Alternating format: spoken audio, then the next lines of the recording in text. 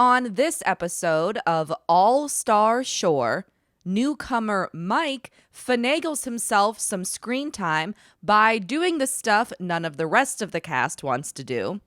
And Johnny enters his villain era just in the nick of time. I'm Lizzie Frizzle, and this is the Recap Corner. Today, we're talking about the penultimate episode, Season 1, Episode 10, called The Game is Bigger Than You. In it, two teams officially qualify to compete in the final showdown for the $150,000 grand prize, while two other teams totally fall apart after a series of injuries surface. And by surface, I mean everyone who competed in the last Exile game that wasn't a 24-year-old track star got hurt. I wonder why. At the spooky forest Exile, Trina and Blake are miserable. They can't sleep and return to the shore villa in the morning looking awful, with only a handful of hours until they'll both need to compete in the final Paradise game. It feels like a major disadvantage. As they catch up with the group, Trina and Blake say they have questions for people. Potro takes from his own exile experience on the stinky fishing boat, during which he was shown footage of Joey shit-talking him, to correctly guess that Trina and Blake were shown footage of Gigi at the ABC party. But just like Joey's shit-talking, Gigi's partying doesn't become much of a storyline either. After, Blake goes to sleep until Gigi finds him and wakes him up. Blake immediately asks her about the partying and says that it looked bad, which she completely agrees with. But Gigi also says that she talked all night about how much she missed Blake and that she slept in his bed waiting for him, hoping he'd get the opportunity to escape exile, which he did, but also not really. Blake believes her, but Bethan and Johnny, who have been watching the entire conversation from a different bed in the same room. I guess this is the room where all the couples go when the rest of the cast gets sick of them. Anyway, they clearly don't believe Gigi. We must see half a dozen different close-up reaction shots, all of which give the same sentiment. Bethan and Johnny think Gigi's full of shit.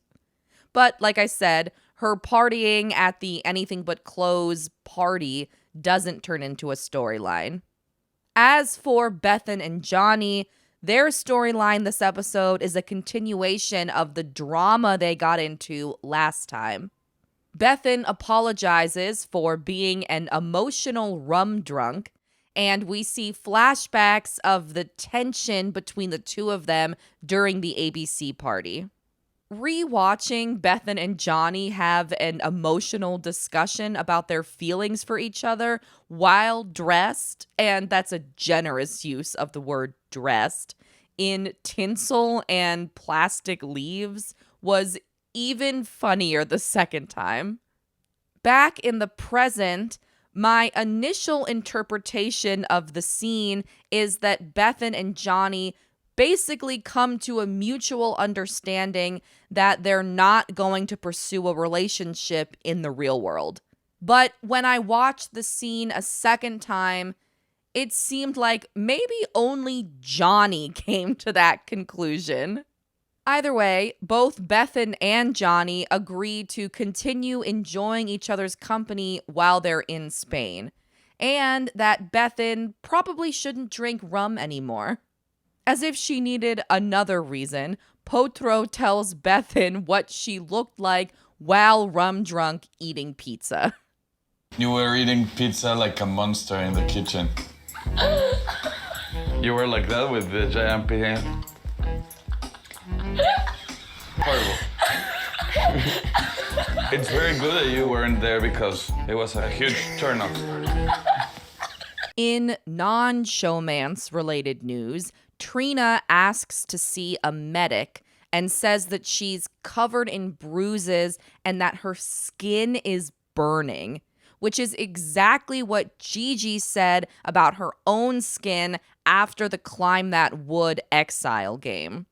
This is probably my favorite part of the episode, and not because Trina's injured, but because it just so clearly demonstrated how unprepared the production was to deal with these injuries. We see a close-up of a medic's gloved hand just poking at Trina's calf, and then eventually they say, "Yeah, I think you should go to the hospital."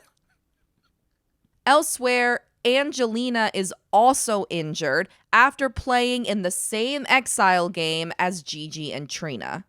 But instead of burning skin, Angelina's legs are like covered in bruises. She also says that one of her knees is locked up. She decides to go to the hospital with Trina to get a shot for her knee, and promises her partner Johnny that she'll be back in time for the final Paradise game. But Johnny is anxious and annoyed. The tension between him and Angelina over Angelina's injuries is a major episode storyline. It begins here, and thinking back, it's probably one of the season's most complicated conflicts. For now, Johnny tells us that he only goes to the hospital for broken bones and deep cuts, not bruises. Like Johnny, I'm also very hesitant to go to the hospital because I can't afford it. But throughout the episode, we see several shots of Angelina's legs, and they look pretty bad. They're really banged up. Also, she's 12 years older than Johnny, which would definitely affect her injury threshold. As a seventh of the cast heads to the hospital, the rest of the group receives their final Paradise Game clue. This one reads, "Take your best shot." Via his voiceover, Pauly D explains that the two teams with the most points at the end of the game will qualify to compete in the final showdown for the $150,000 grand prize. He also warns that the game is the last opportunity to add points to your shore score.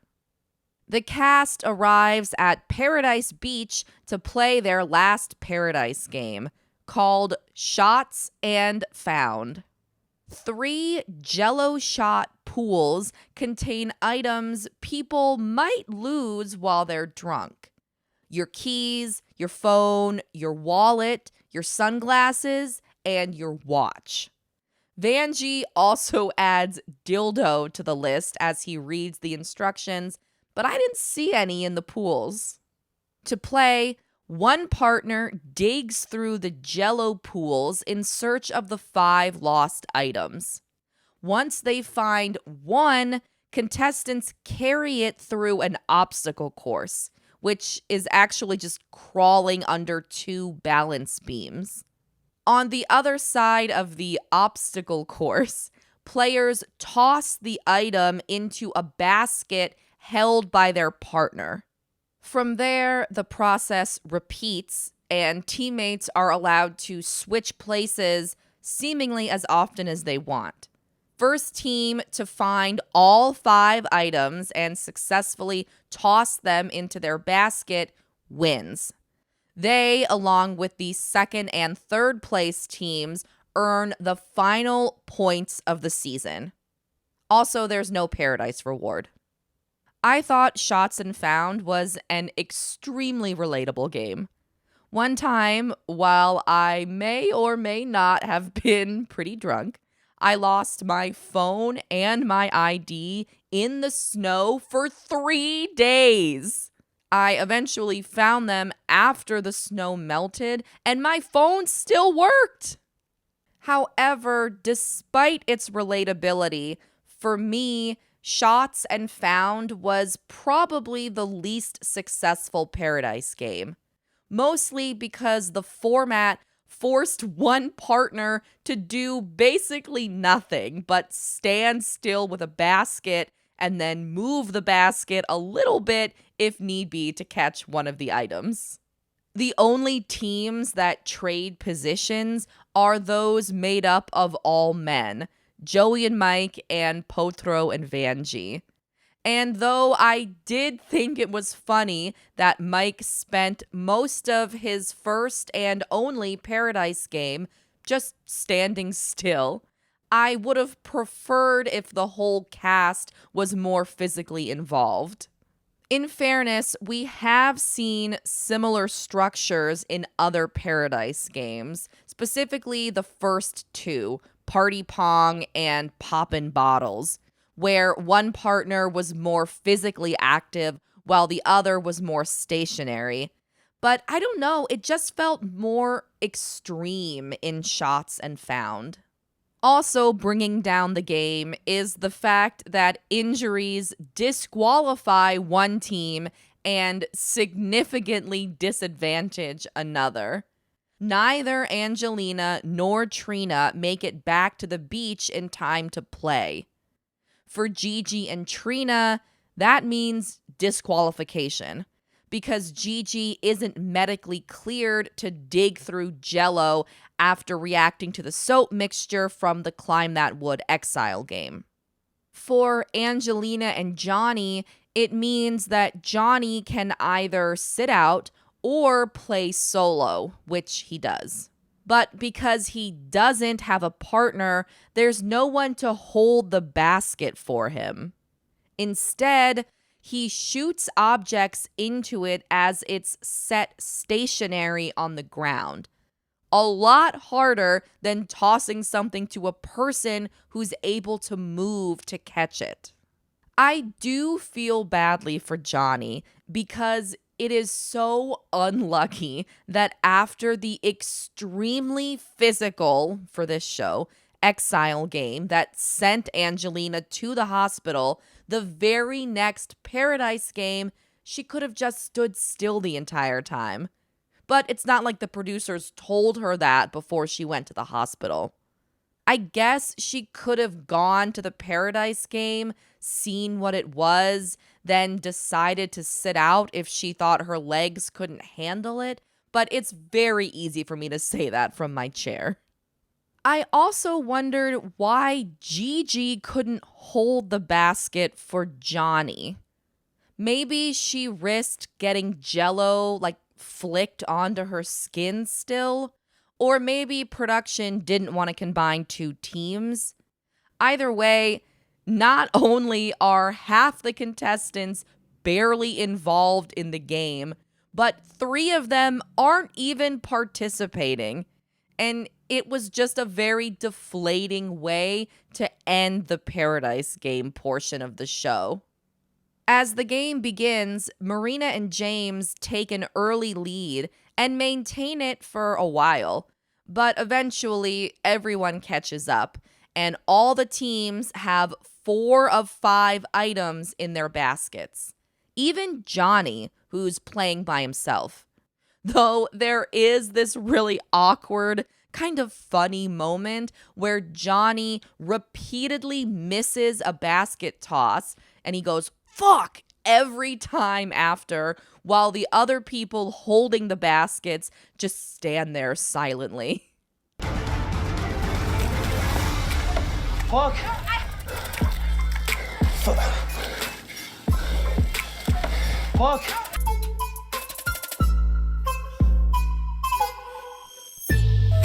Johnny's frustration is understandable, but I still think he doesn't come off well throughout this segment. He drags Angelina for not competing because her leg hurt a little when all she had to do was stand there. But again, I don't think the producers told her what the Paradise Game was going to be before she went to the hospital. But we never hear exactly what Angelina's injuries are, so it's hard to know whose side to take. My partner's injured and she can't compete, whatever, but I'm gonna give them a run for their money and win this by myself. Angelina, I am so sorry for you that your leg is hurting a little bit, but if you just showed up today and caught some items, I might have had a chance. It's not that hard. Finally, after a close finish, we have a Paradise Game winner. It's Karime and Ricardo. Then Marina and James come in second, automatically advancing into the final showdown because no one can pass their shore score.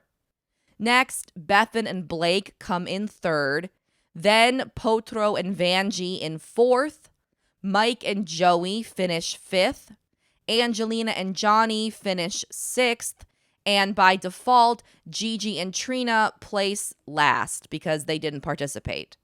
As the winners, Karime and Ricardo earn 30 points, bringing their shore score up to 60. Second placers, Marina and James, earn 20 points. Their final shore score is 85. And Bethan and Blake, as the third place team, earn 10 points. Their new shore score is 55. With the final points added into everyone's shore scores, we learn that the two teams competing in the final showdown are Marina and James, which we already knew, and Karime and Ricardo. That means officially that Karime and James are the power couple of the season and Brazil is the power country. I was surprised that more points than usual weren't given out at the end of the Paradise Game. Kind of like the last Maxi Challenge from Drag Race All-Stars All Winners, where RuPaul gave out 3 Legendary Legend stars instead of 1. With the Paradise Game winner still only earning 30 points, half the teams didn't have incentive to play their hardest. Because even if they won, they wouldn't be able to earn enough points to overtake first or second place overall. None of that's mentioned in the episode, though. Back at the Shore Villa, the Angelina-Johnny tension escalates. Angelina returns from the hospital. Her leg is still bruised as hell. I think she might be limping a little bit. She says she waited hours to get an IV and trashes the quality of the hospital. Yeah, that was the last What thing the to fuck? choose. What happened? Where were you? I was getting a fucking IV for hours. That hospital sucks. I thought you chose not to go. That's not true. Johnny accuses Angelina of choosing not to compete as opposed to being stuck at the hospital and not making it back to the beach in time. He says that if Tom Brady gets hurt days before the Super Bowl, they don't call off the Super Bowl. And I'm sure he's right about that, but I also think Tom Brady probably wouldn't play depending on the severity of his injury. Johnny also explains that unlike his partner, Angelina, he hasn't been on reality TV since 2009. He's not already rich, and to him, $150,000 split after taxes is big deal money. Such a big deal, he woke up every day thinking about it. Which really made me laugh because just last episode, he told Bethan that he thinks about her 24/7. Like I mentioned earlier, I think the Angelina-Johnny conflict touches on an interesting reality about this cast. It's made up of very different caliber and eras of reality stars. There's people like Angelina and Joey who were legitimate reality TV pioneers. Then there's people like Chloe before she left and James, who have both been on like a dozen Geordie Shore seasons. You've got people like Marina, who have appeared on more than one reality show. And then there's people like Gigi, Trina, and Johnny, all of whom are coming off a single appearance on a smaller show like Love Island and Love is Blind. Suddenly, the cast gets a surprise announcement about the final showdown. It reads, "It's not over yet. There's still one spot left in the final showdown. Tomorrow, the remaining 5 teams will battle it out in one last Exile game. But for now, you've earned a night of pampering and relaxation. Enjoy." So instead of a 3 legendary legend star twist, there's like a last chance rumble twist instead. As for the pampering and relaxation, there's a spa set up in the outdoor area of the shore villa. It's got chocolate fountains, strawberries, champagne, massages, fancy lighting fixtures.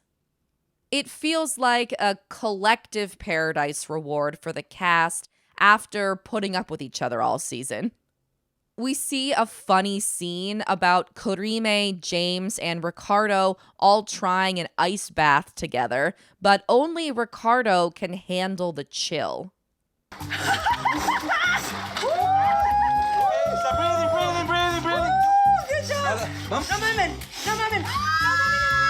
Hey, hey, hey, hey. Abajo. Vale. She's going to the hot tub. She's going to the hot tub. Fuck that. The bulk of the segment is about more Angelina-Johnny drama. I expected Johnny to be thrilled at the opportunity to compete in another Exile game, since he basically won the last one single-handedly. But instead, Johnny is frustrated because he thinks since Angelina couldn't compete in the Paradise game, then there's no way she'll compete in the Exile game. But I don't understand his reasoning.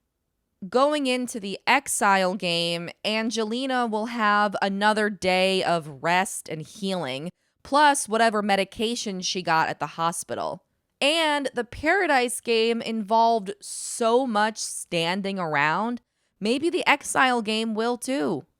At this point, to me, it seemed like Johnny was looking for reasons to stay mad, because he was already mad. But instead, Angelina promises to compete all out during the Exile game. In return, Johnny promises to continue being a good, supportive teammate. Do you want to tell him or should I? While Angelina and Johnny stress, we check in with a much more relaxed group. Those who have already secured their place in the final showdown. We learn about their motivations for winning. Marina wants to win because $150,000 is equivalent to almost $1 million Brazilian real. It's about 766,000. As for Karime and Ricardo, they just want to party in Miami. The next morning, Joey is the first at breakfast, so he thinks he'll finish first at the Exile game too. He cooks porridge, and we learn that if he wins the money, he wants to visit the moon. It's nothing against Joey or Mike, but they're the only team I 100% do not want to win. Because it would just be really silly if someone who showed up for 2.5 episodes and played in one Paradise game won the grand prize. Then again, the entire show is pretty silly, so maybe Mike winning is actually the perfect ending. After breakfast, the final Shoredown contestants, Marina and James and Karime and Ricardo, are treated to a second winner's breakfast while the rest of the cast prepares for the Exile Game. James says that obviously he's glad he performed so well throughout the season, but also wishes he could have played at an Exile Game or gone to an Exile just to experience it. And I really identified with that, especially this Exile Game, because so far it looks like a lot of fun. The cast reads their final Exile Game clue. Your end is near. Head to the abandoned village for your final Exile Game. I love that the show is acting like the abandoned village is a set piece we've seen throughout the season. And I loved even more that once the cast arrived at the village, Bethan said, "Oh, this looks very abandoned, doesn't it?" Hey, this looks very abandoned, doesn't it? Really, it looks very greenlit. The Exile Game is called Haunted Vineyard. As the cast heads into the village, they quickly find a basket of wine and a note. Bethan reads aloud. Welcome to Viñedo de Oscuro Sangre. Vineyard of Dark Blood, I think. The oldest vineyard on the island. Please help yourself to a glass of the vineyard's most infamous vino. Salud! When Bethan says vineyard instead of vineyard, I think briefly that I've learned something about how British people talk. But after Joey's confused by her pronunciation, I realized that I didn't actually learn anything at all. The cast helps themselves to a glass of prop wine that's been sitting in the sun. It's, what do you know, warm, just like the beer that came out of the kegs all the way back during the Keg Stand Paradise Game. Via another voiceover, Pauly D explains that before the cast can compete in the Exile Game, first they have to learn the legend of the vineyard. Vineyard. Suddenly, a door creaks open behind the group. They enter the building and find themselves inside a scary room. There's cobwebs on the walls, there's creepy dolls, there's more wine, there's a table setting, candlesticks, dusty chairs. The cast splits up to explore. Joey finds skulls and mattresses in another room. He says he thinks the cast is going to be living there. Just like in Top Model when the cast moved overseas into a smaller apartment. Just then, a painting falls off the wall. On its back, there's another lore note. This one reads, Salvador Herman Tajino was the owner of this vineyard and dedicated his life to making the perfect full-bodied red wine. He also dedicated the lives of others to making his wine. Salvador's secret ingredient was not crushed grapes or fermented yeast. It was the blood of his victims. We see a variety of cast reactions to this lore note. Bethan is terrified and can't stop crying. I relate. Joey is perplexed by the Spanish alphabet. What's his name? Salvador Herman Tajino. But it's spelled with a J. Tajino. That's okay. In Spain, the J is pronounced. What's you're telling me people call me Oe? Okay, but that's why when they say ha ha ha, they spell it J-A-J-A-J. Ja. No. Oh my God. When Potro finds another open door deeper into the building, the cast starts scrambling. Except for Vanjie, who takes the opportunity to pour himself all the wine he can find.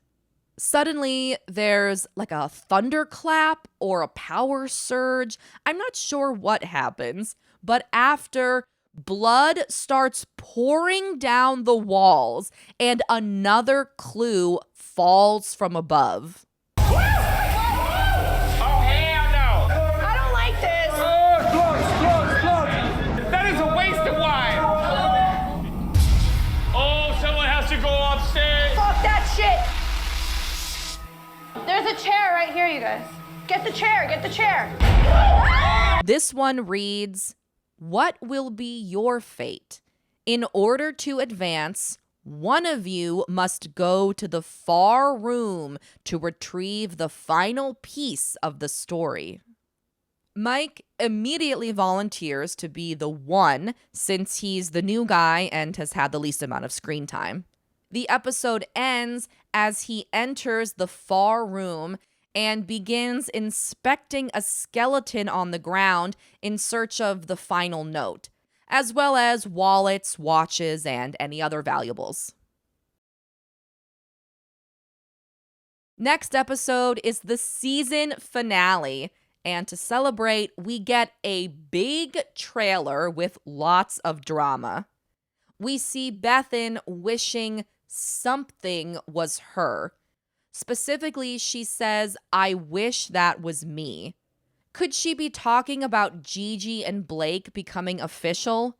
In the trailer, we finally see Blake ask Gigi to be his girlfriend in Spanish.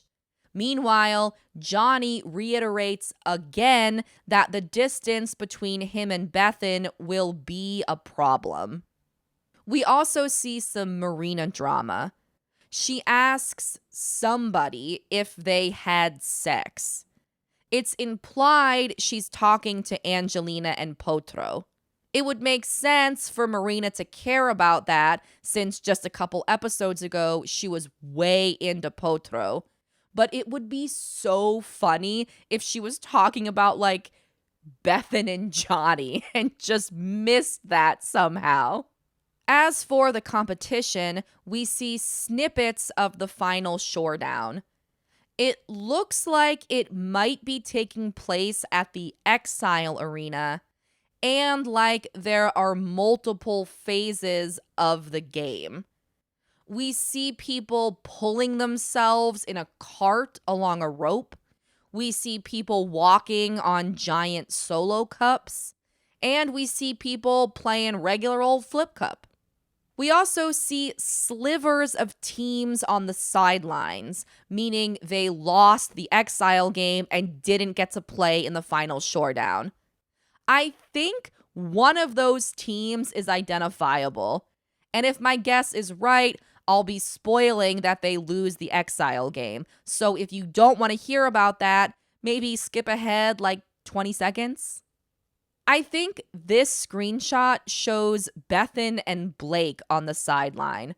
And if I'm right, that means they're definitely not the third team that qualifies for the final showdown. I also noticed that this trailer contained a lot more footage of Karime and Ricardo celebrating than it did Marina and James, which makes me think Karime and Ricardo are not going to win the showdown. But like 2/3 of my predictions this season have been wrong. Finally, we hear Angelina reading instructions to the winners. They say, "You guys have won the final showdown, but head up to the villa for a final twist." My best guess is that there's going to be a prisoner's dilemma situation for the winning pair. Thanks for watching. Come back next Tuesday to talk about the season finale of All Stars Shore. And in the meantime, if you're so inclined, please like and subscribe. Also, if you like to read, I'm posting weekly write-ups about the Challenge USA on dvrczar.com. Those are posted every Wednesday. Thanks again. See you next time. Bye. I'm on edge. The murderous Salvador. Yeah, and he kills people and puts that blood in the wine. Sounds horrible. Sounds terrifying in here. Oh my God, it's awful. I can't bear it. If I have to spend the night in here, I will literally quit. I will quit life.